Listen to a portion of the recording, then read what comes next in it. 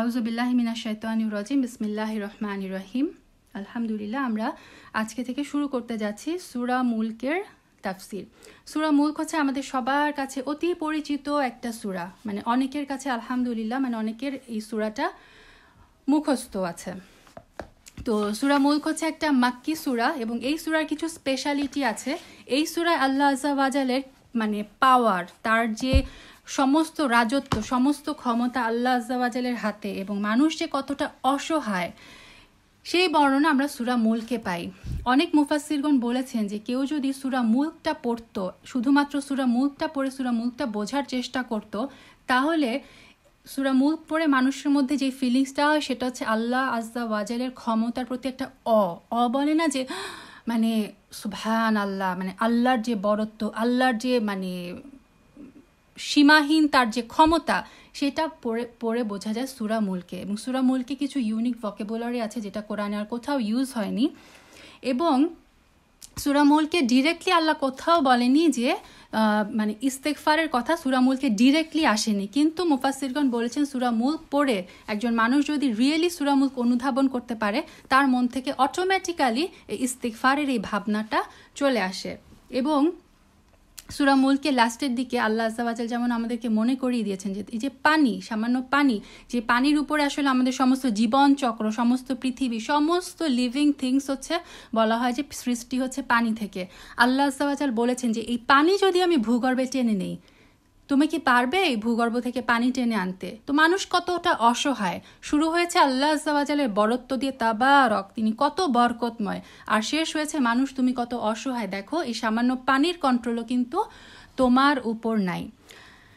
এটা দিয়ে সূরা মুলকের কয়েকটা নাম আছে। একটা হচ্ছে তাবারক, যে কারণে এই যে জুসটা শুরু হয় সূরা মুলক দিয়ে, জুসটাকে এই পাড়াটাকেই বলা হয় জুস তাবারক।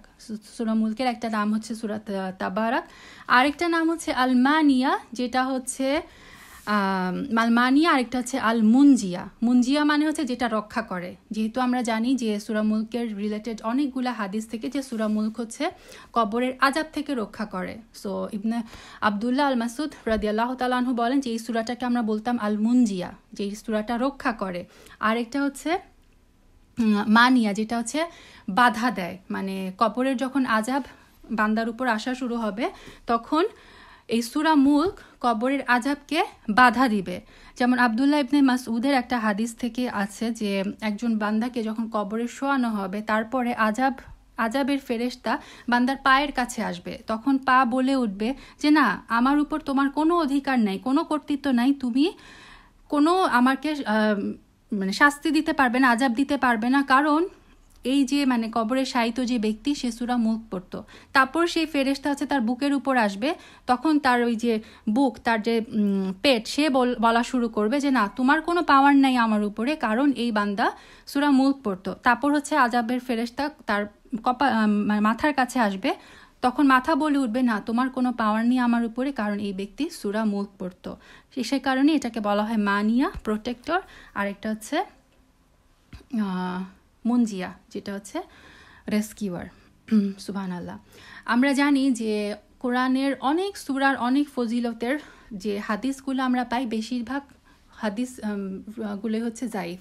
যেমন যে সূরা ওয়াকিয়া নিয়ে যে হাদিস, বা অনেক সূরা ইয়াসিনের ক্ষেত্রে এটা আমরা ডিসকাস করেছি। যে অল্প কিছু সূরার একদম সহি হাদিস পাওয়া যায়, যে এই হাদিসের মানে সূরার যে বেনিফিটগুলা, রিওয়ার্ডগুলা, সেটার মধ্যে সূরা মুলক হচ্ছে একটা। তাবারানির হাদিসে যেমন আছে যে কোরআনে এমন একটা সূরা আছে যেই সূরা তার যে পাঠকারী, তার যে সাহিব, তার যে সাথী, তার জন্য তর্ক বিতর্ক করতে থাকবে আল্লাহ আযজা ওয়া জালের সাথে, যতক্ষণ না আল্লাহ আযজা ওয়া জাল তাকে জান্নাতে প্রবেশ করান। সুবহানাল্লাহ। তিরমিজির একটা হাসান হাদিসে এসেছে, আবু হুরায়রা রাদিয়াল্লাহু তাআলা আনহু থেকে বর্ণিত, রাসূল সাল্লাল্লাহু আলাইহি সাল্লাম বলেছেন, কোরআনের মধ্যে 30 আয়াত বিশিষ্ট একটি সূরা আছে যেটি কারো পক্ষে সুপারিশ করলে তাকে মাফ করে দেয়া হয়, আর এই সূরাটি হচ্ছে তাবারাকাল্লাযী বিয়াদিহিল মুলক।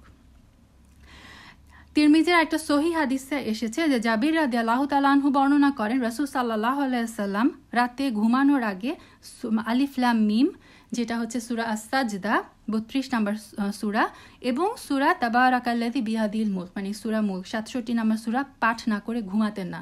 তার মানে আমরা এই তিরমিজি সহি হাদিস থেকে পেলাম রাসূল সাল্লাল্লাহু আলাইহি সাল্লাম প্রতি রাতে ঘুমানোর আগে সূরা আস-সাজদা এবং সূরা আল মুলক অবশ্যই তেলাওয়াত করতেন।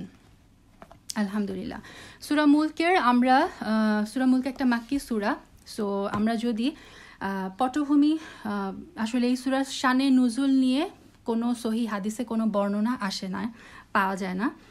তো সূরা মুলক বলা হয় যে সূরা মুলক নাজিল হয়েছিল যেহেতু মানে এটা মাক্কি সূরা, প্রাইমারি লিসেনার ছিল কুরাইশ। তো কুরাইশটা কি ভাবতো যে আমরা কখনো মরবো না। কুরাইশটা হচ্ছে যে মৃত্যু পরবর্তী যে জীবন সেটাকে তারা অবিশ্বাস করতো। তারা ভাবতো যে কিয়ামত বলে কিছু নাই, এবং তারা রাসূল সাল্লাল্লাহু আলাইহি সাল্লামকে মিথ্যাবাদী বলতো, জাদুকর বলতো, শায়ের বলতো যে না কোরআন হচ্ছে তোমার নিজের রচনা। এগুলো অনেক অভিযোগে অভিযুক্ত করতো। সূরা মুলকে আল্লাহ আযজা ওয়া জাল এগুলার জবাব দিয়েছেন যে তোমরা যেগুলো বলছো কিয়ামতের দিনে তোমাদের অবস্থান কি হবে, কিয়ামতের দিনে তোমরাই এই কথোপকথনগুলা তোমরাই কিভাবে মানে স্বীকার করবে যে আমরা তোমাদের মানে এটা আমরা দেখব যে জাহান্নামের যে প্রহরীরা তাদের সাথে যাদেরকে জাহান্নামে ফেলা হবে সেই জাহান্নামবাসীদের একটা কথোপকথন, একটা ভিভিড ডেসক্রিপশন এই সূরা মুলকে আল্লাহ আযজা ওয়া জাল দিয়েছেন। তো সূরা মুলকের বিষয়বস্তুগুলোকে যদি আমরা দেখি, এই সূরায় একদম প্রথমেই আল্লাহ আযজা ওয়া জালের যে ক্ষমতা, তার যে সার্বভৌমত্ব এবং আল্লাহর সৃষ্টি যে কি পারফেক্ট। আল্লাহ আযজা ওয়া জাল হচ্ছেন আসসালাম। সালাম মানে কিন্তু শান্তি, কিন্তু আল্লাহর নাম হিসেবে যখন আসসালাম আসে তখন তার একটা নাম হচ্ছে পারফেক্ট, যিনি হচ্ছেন সব কিছুতে পারফেক্ট। এবং এখানে আমরা দেখব যে আল্লাহ আযজা ওয়া জাল বলছেন যে তোমরা আকাশ দেখো, আকাশটাই কত পারফেক্ট। তো যার সমস্ত সৃষ্টি হচ্ছে পারফেক্ট, সেই স্রষ্টা না জানি কত পারফেক্ট। আল্লাহ হচ্ছেন আসসালাম। তো আল্লাহ আযজা ওয়া জাল তার সৃষ্টির যে পারফেকশন সেটার বর্ণনা দিয়েছেন। তারপরে আমরা পাবো যে জাহান্নামের যে 19 জন প্রহরী ফেরেশতা আছে, সেই গার্ডিয়ান এঞ্জেলদের সাথে জাহান্নামীদের যে কথোপকথন, সেটার মানে এত ভিভিড ডেসক্রিপশন আছে, মনে হবে যে আমি সেখানে দাঁড়িয়ে দাঁড়িয়ে এই কথাবার্তাগুলো শুনছি। সুবহানাল্লাহ।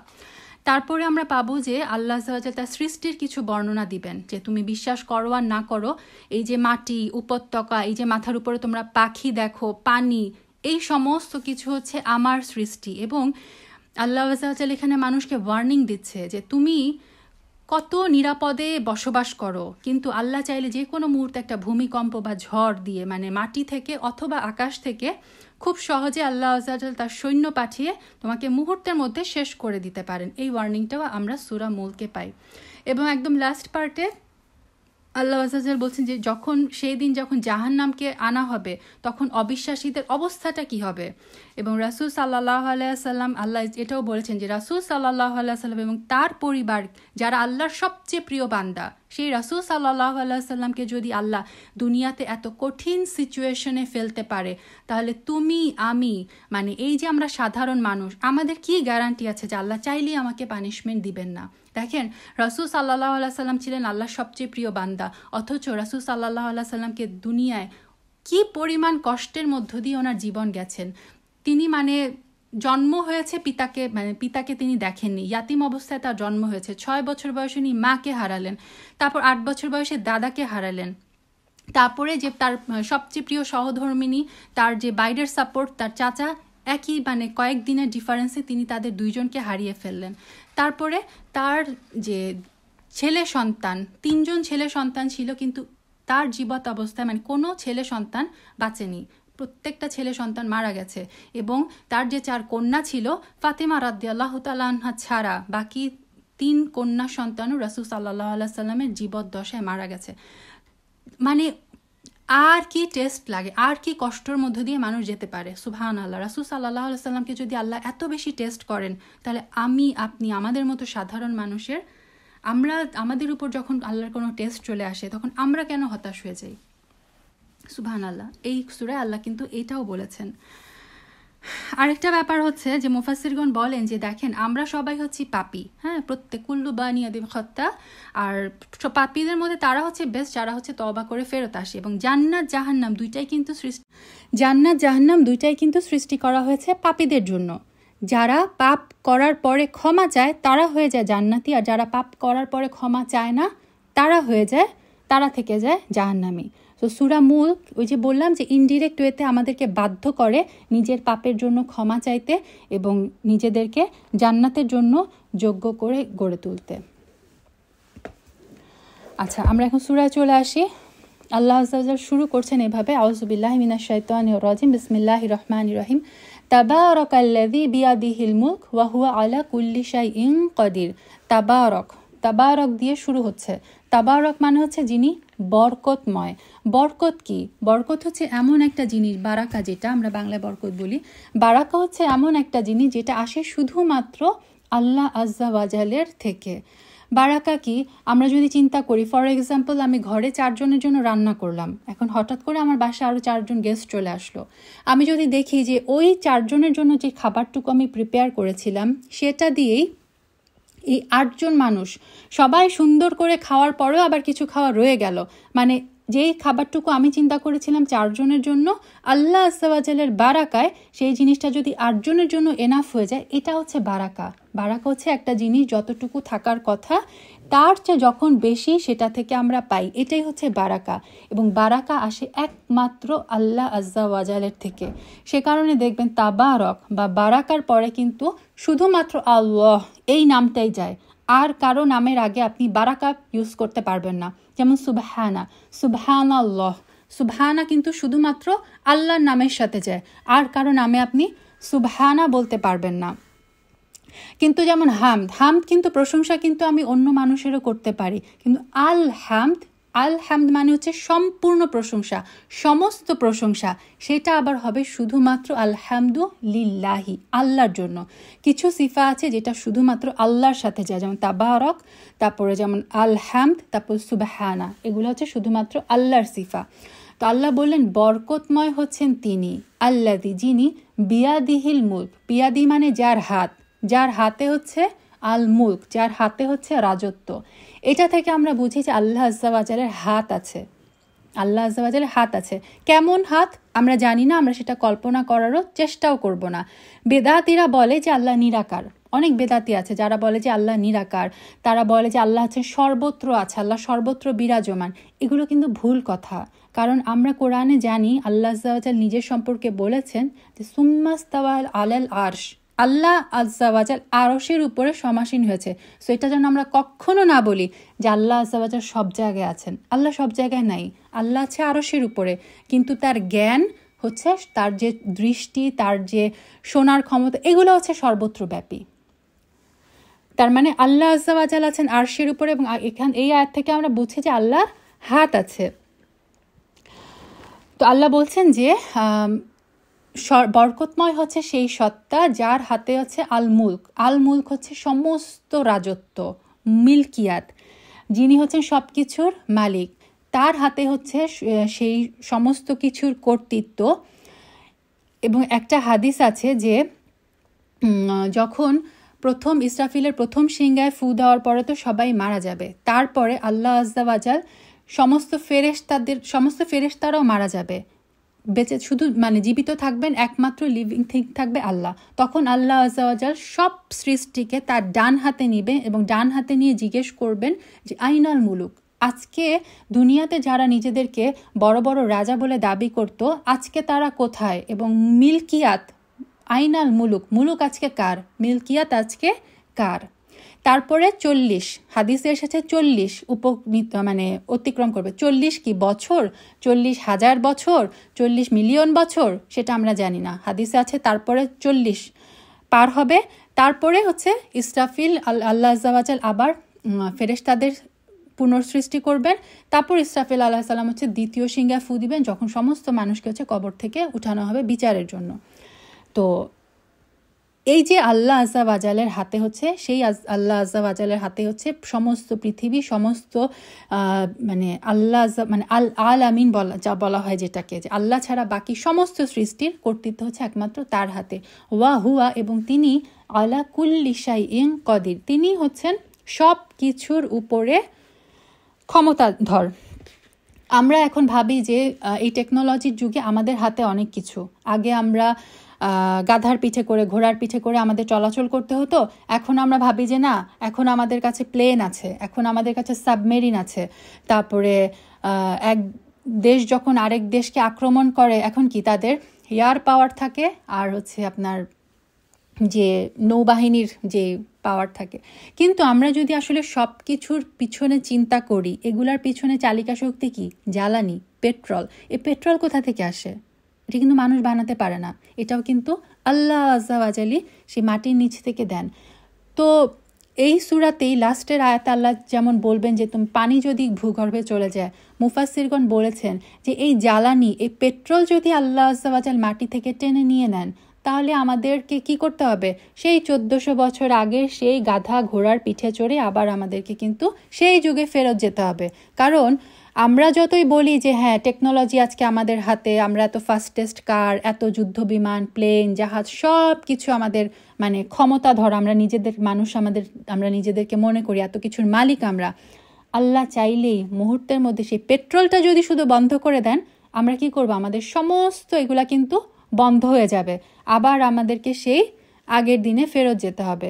তার মানে সব কিছুর উপরে সর্বশক্তিমান হচ্ছে একমাত্র আল্লাহ। তো আমরা চাইবো কার কাছে কোনো কিছু? চাইবো আমরা সেই আল্লাহ আজ্জা ওয়াজালের কাছে। আমরা কখনোই মানে সৃষ্টির কাছে চাইবো না, আমরা চাইবো স্রষ্টার কাছে। মুফাসসিরগণ বলেন কেউ যদি কোরআনের তাফসির বুঝে বুঝে পড়তো, দুনিয়াতে কোনো মুশরিক থাকতো না, কোনো বিদআতি থাকতো না। সুবহানাল্লাহ। আল্লাযী, সেই আল্লাহ, আল্লাহ নিজের আরো বর্ণনা দিচ্ছেন, আল্লাযী, যিনি, খলাকা, যিনি সৃষ্টি করেছেন, আল মাউত, মৃত্যু, ওয়াল হায়াতা, এবং জীবন। কোরআনে একমাত্র এই সূরা মুলকে আল্লাহ আজ্জা ওয়াজাল বলেছেন তিনি মৃত্যুকে সৃষ্টি করেছেন। তার মানে আমরা বুঝি মৃত্যুটাও একটা ক্রিয়েশন, মৃত্যুটাও একটা সৃষ্টি। অন্যান্য সব জায়গায় আল্লাহ বলেছেন আহিয়া ওয়া ইয়ামুত, তিনি জীবন দেন, তিনি মৃত্যু দেন।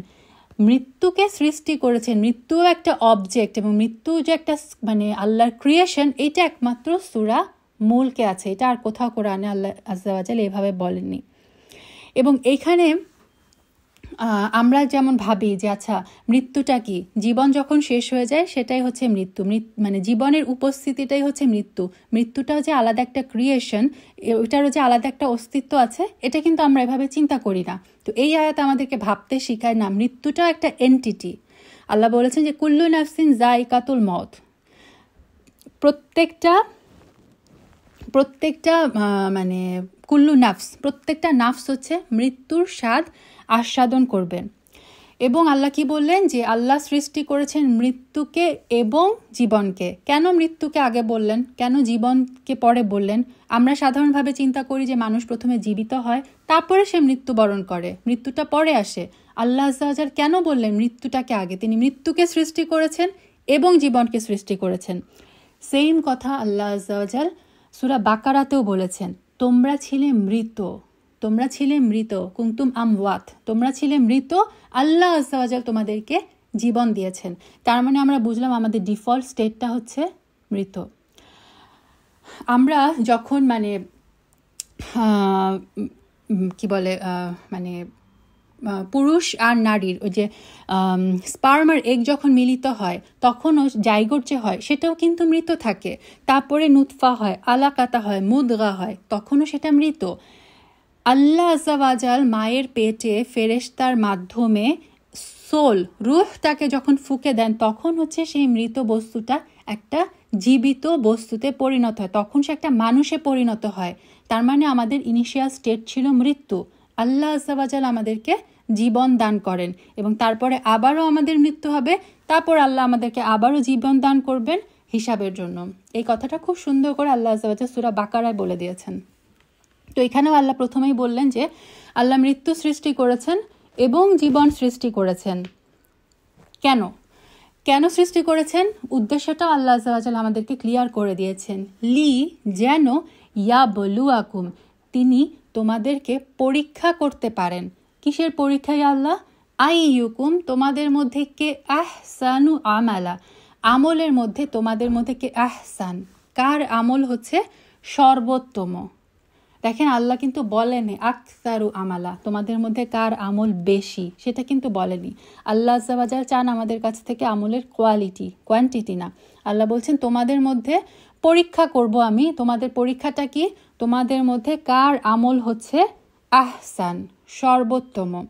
তো মুফাসসিরগণ বলেছেন যে আমল আহসান করতে গেলে তার হচ্ছে দুইটা শর্ত, যেটা আমি বারবারই বলি, যে একটা হচ্ছে সেটা হচ্ছে মানে আল্লাহ আজ্জা ওয়াজালের আল্লাহর সন্তুষ্টির জন্য হতে হবে, মানুষকে দেখানোর জন্য না। মানে আমার যে নিয়তটা খালিস, ইখলাসের সাথে আমার আমলটা হতে হবে।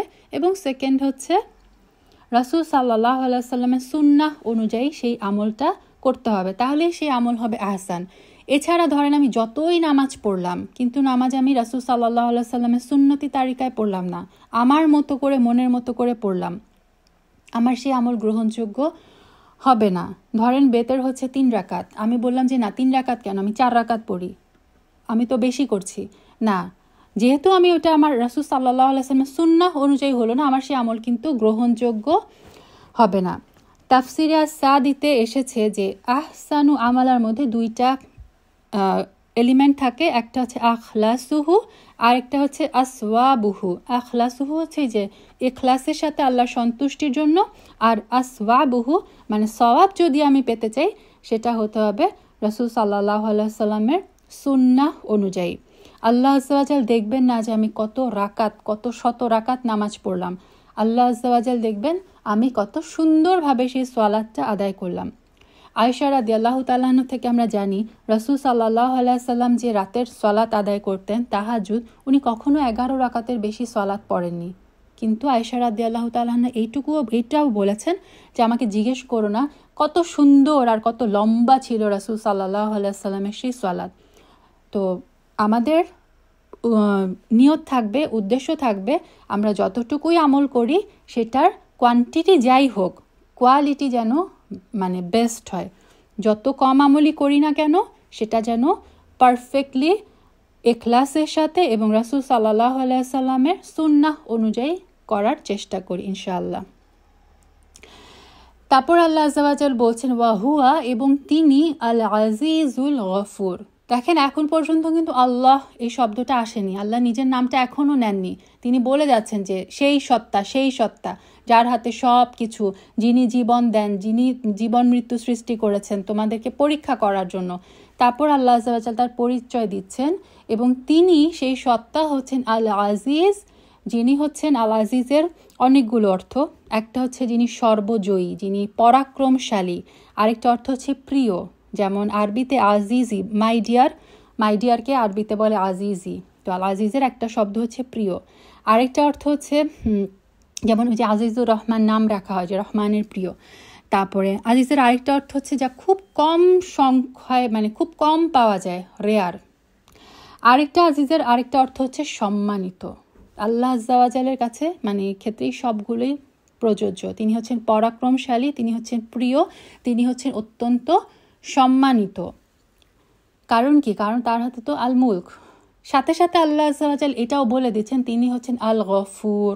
গফুর মানে হচ্ছে অতি মার্জনাকারী, যিনি বারবার ক্ষমা করেন, যে ক্ষমা চায় আল্লাহ আজ্জা ওয়াজাল তাকে ক্ষমা করে দেন। এই যে গফুর, এই যে একটা ওয়াও দাম্মা দিয়ে এই যে মাদের হরফ এনে এটা হচ্ছে ইসম সিফা হয়ে যায়, যে আল্লাহ আজ্জা ওয়াজাল তার মধ্যে এই ক্ষমা করার গুণটা অত্যন্ত বেশি। বান্দা যতবারই ভুল করুক, যতবারই সে যত বড় অন্যায় করুক না কেন, আল্লাহ হচ্ছেন আল গফুর, তিনি ক্ষমাশীল, তিনি বান্দা চাইলেই ক্ষমা করে দেন। সুবহানাল্লাহ। আচ্ছা, তারপরে আল্লাহ তার আরেকটা সৃষ্টির কথা বলছেন যে আল্লাযী, যিনি সেই সত্তা, খলাকা তিনি সৃষ্টি করেছেন। আরও কি সৃষ্টি করেছেন? সাবআ সামাওয়াত, সাবআ মানে 7, সামাওয়াত হচ্ছে আসমান, যিনি 7 আসমান 7 আকাশ সৃষ্টি করেছেন। তিবাকা, এই আকাশগুলোর মানে বৈশিষ্ট্য কি? স্তর। তিবাকা হচ্ছে লেয়ার আপন লেয়ার, একটার উপরে একটা। এবং তিবাকার আরেকটা অর্থ হচ্ছে মানে এটা হচ্ছে সিমলেস, মানে এক আকাশ থেকে আরেক আকাশ কোথায় শুরু হচ্ছে কোথায় শেষ হচ্ছে এটা হচ্ছে মানে সিমলেস, একদম সুন্দর মতো। এটার মধ্যে কোনো ফাটল নাই, এটার মধ্যে কোনো বাধা নাই, খুব সুন্দরভাবে কন্টিনিউয়াস একটা আকাশের উপর একটা আকাশ।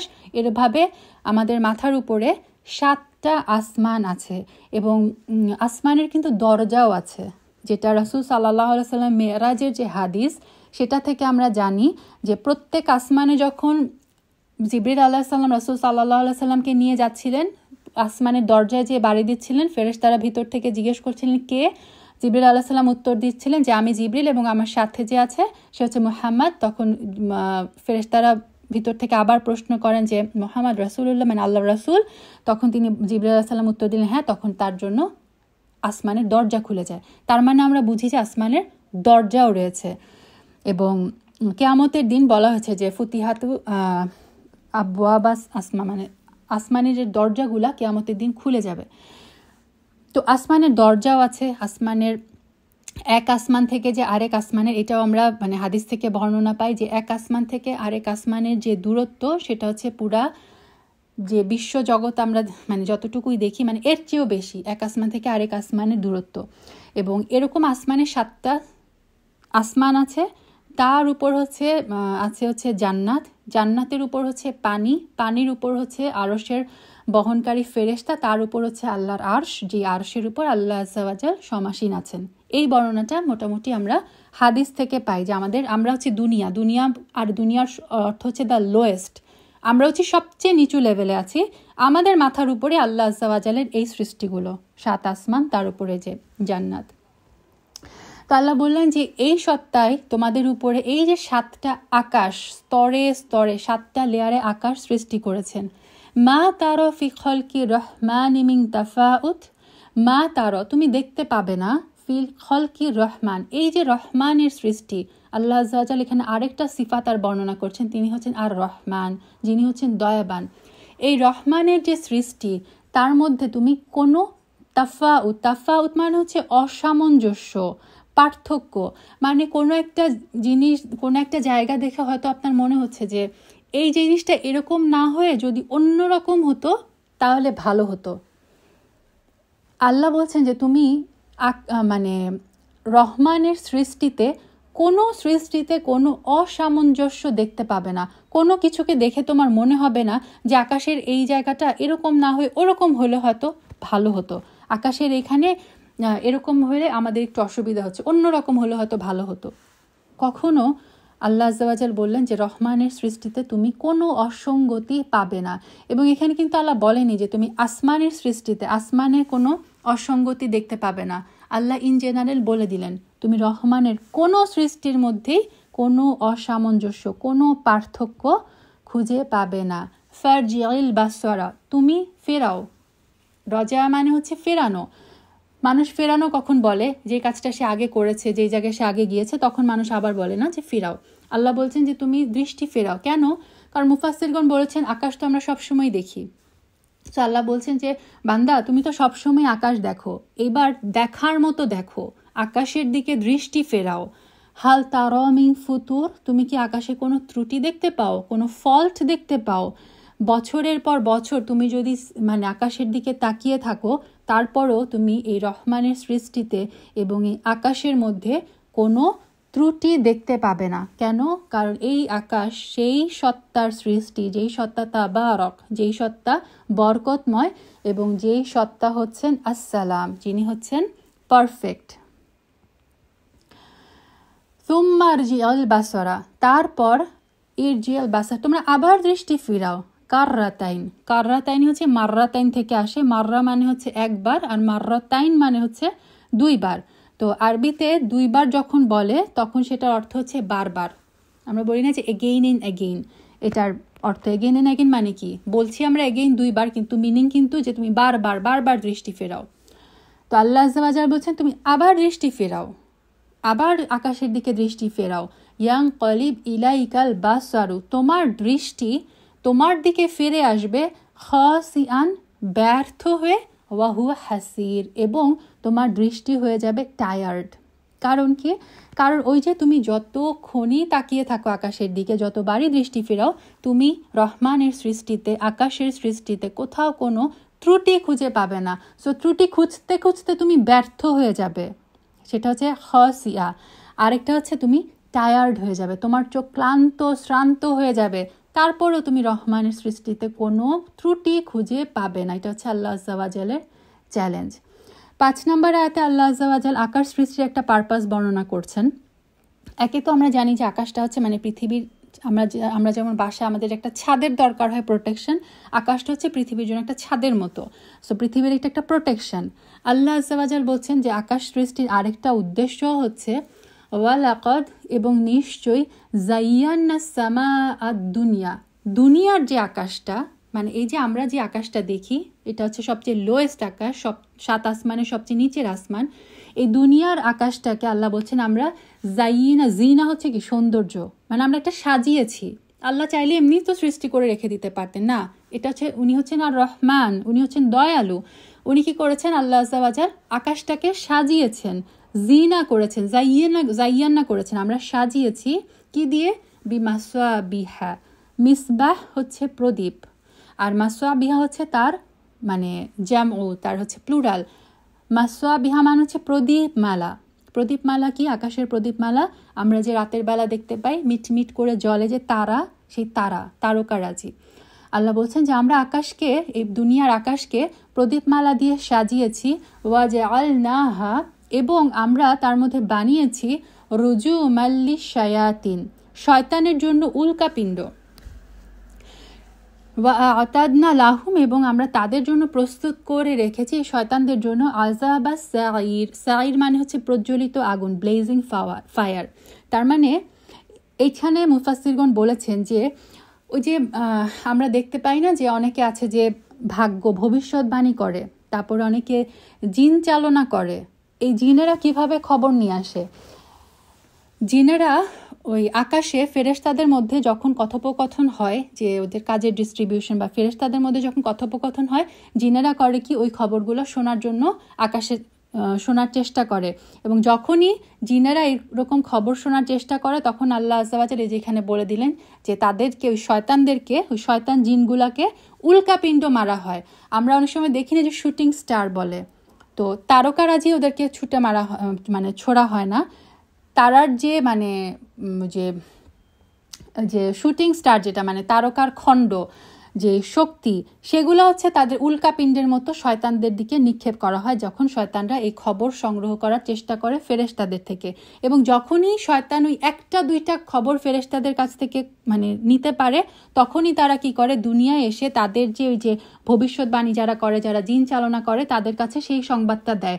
এবং এরা তখন কি করে, ওই একটা সত্যের সাথে 99টা মিথ্যা মিশিয়ে তারা হচ্ছে মানুষকে ভবিষ্যৎবাণীর নামে প্রতারণা করে। এই গণকরা, জাদুকররা, ভবিষ্যৎবাণী যারা করে তারা। তো আল্লাহ আজ্জা ওয়া জাল এখানে সেটাই বলছেন যে এই শয়তানরা যখন এই খবর সংগ্রহের জন্য যায়, তখন ওই শয়তানদের দিকে কি করা হয়, জিন শয়তানদের দিকে এই উল্কাপিণ্ড ছুঁড়ে মারা হয়। এবং তাদের জন্য আল্লাহ আজ্জা ওয়া জাল বলছেন যে আমি আগুনের শাস্তি, আযাবাস সাঈর, তাদের জন্য জ্বলন্ত আগুনের আযাব হচ্ছে আমি রেডি করে রেখেছি।